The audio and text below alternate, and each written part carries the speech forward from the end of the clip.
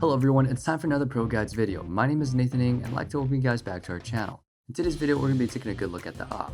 The Awp is a weapon that can be very deadly in the right hands, and after watching this video, you should have a pretty good understanding of how to use it to dominate the competition. You'll get a full breakdown of the Awp, how to use it, and how to position yourself, and the different playstyles, as well as some examples of the pros that you can use as a way to gain a better understanding of the big green gun.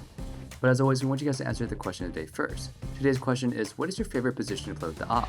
For me, I really do enjoy Awping at the back side of B side of train. Taking long range fights with the Awp in such an enclosed space is a lot of fun for me, and I feel like it's something that you can't really do on most of the other maps in the competitive map pool. Makes me wish that Cobblestone was still in the pool, but without further ado, let's go ahead and take a deep dive and take a look at what you need to know in order to become a great Awper.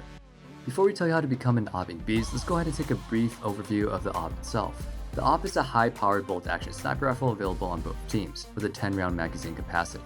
It is a devastatingly powerful long-range weapon with extreme accuracy and insane stopping power. However, its large price tag and unique playstyles requires massive amounts of training, practice, accuracy, and experience to master its usage. The big green gun costs a whopping $47.50, which you won't really be able to afford right off the bat. The kill reward is $100, so you can't really farm a whole lot of money with it either. Without the scope, the Awp is pretty inaccurate, especially when you compare it to its budget counterpart, the Scout. You don't really want to get stuck in a close range fight engagement, or else it's effectively a less accurate shotgun. It should also be noted that like all the other rifles in the game, you can't accurately shoot while moving. You can zoom in twice while using your right click for better vision in long range engagements, and this is referred to as a double zoom. You should generally be avoiding the double zoom unless you're in a really long range fight. The sniper rifle is extremely powerful, killing armored opponents in a single shot to anywhere except for the legs. When using this weapon, you should generally try to find a long range fight with your opponent, because that is where it's the most effective. You should also be aiming for the chest instead of the head, because one shot to the chest can kill an enemy in one shot, which is unlike any other weapon in the game. Because the Awp is bolt action, you have to reset the weapon after every shot. A quick and stylish way to do this faster is by quickly switching to your rifle or pistol and then switching back to your Awp. This is called the quick switching. Depending on how you use the Awp, there can either be a lot of aim involved or not much at all. If you're holding certain angles, you can keep your crosshair still and then click when the enemy walks into it. One thing a really good Awper needs is to have patience. You can spend up to an entire minute holding an angle without seeing anyone, which can be really nerve-wracking.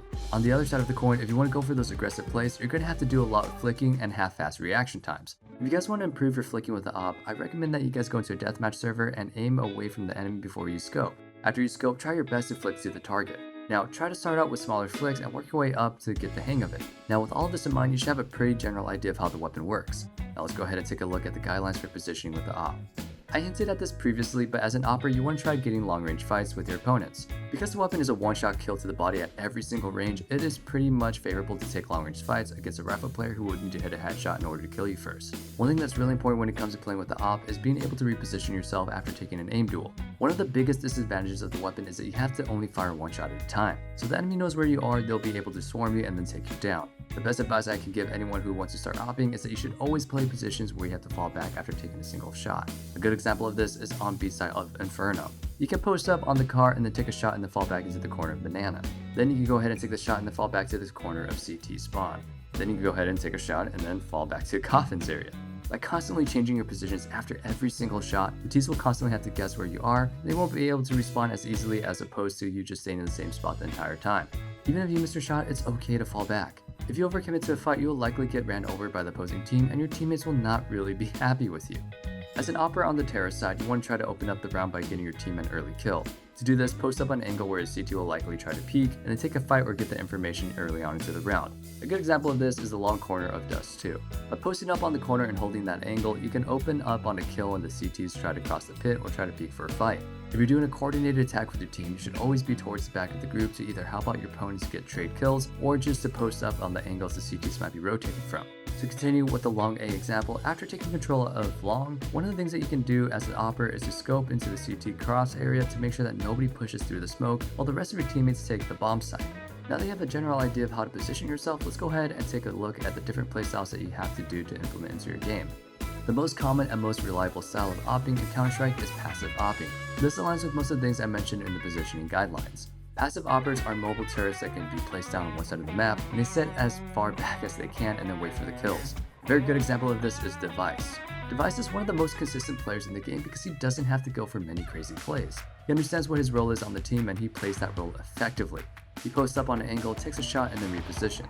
He might not always be on the top of the scoreboard or have a lot of highlight reel worthy of frags, but he gets the job done and the importance of this role is understood by his teammates. This is the type of Awper that I recommend all new Awpers try to emulate. When learning to use the Awp, you'll be likely missing most of your shots.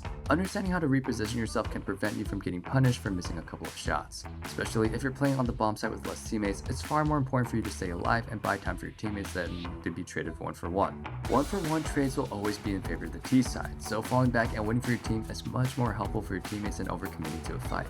Very much different from the passive Awper, the aggressive Awper is in the front lines with the rest of their teammates, out to take as many fights as they can.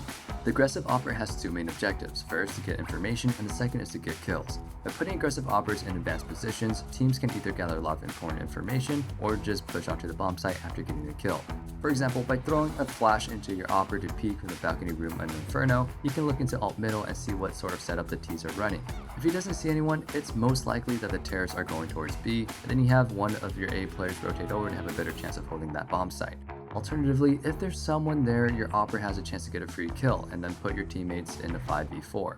An aggressive Awper that many people probably know of is JW. JW is a player notorious for making ridiculously aggressive plays with the Awp, pushing through smokes and molotovs to get an opening kill for his team.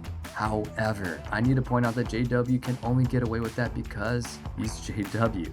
If your average player tries to attempt any of these sort of plays regularly, then they'll probably be at the bottom of the scoreboard and giving the enemy team a ton of ops. Getting aggressive can be good from time to time, but eventually the other team's gonna catch on and be ready to counter you. I definitely recommend that you guys start out by trying to be a passive Awper, and only go for those aggressive plays once you got some built up confidence.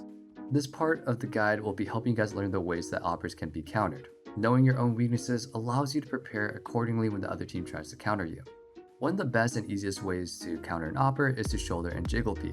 If you're not sure where an Awper is, you can check certain angles by doing what is called a shoulder peek, also referred to as a jiggle peek. This is a technique where you can quickly strafe towards an angle and only reveal your arm and then go back into the cover. This will bait a lot of the Awpers into panicking and taking that shot. When they realize that their position has been discovered, there's a good chance that they'll try to fall back. If they don't, you can peek out with your teammate and then get the trade, since you know exactly where they are. The flashbang is one of the easier ways to counter an Awp. Just by throwing a flash towards a certain area, you can easily force an Awper back to their position. Most Awpers who get blinded by a flash are too scared to stay in their current position and they will fall back. If you flash an Awper who's playing up close, they should be a free kill because they can't repeatedly spam the weapon blind like players with rifles can. Whether it's pushing for an Awper back or just setting up a teammate for a kill, flashbangs are a great option for stopping an Awp.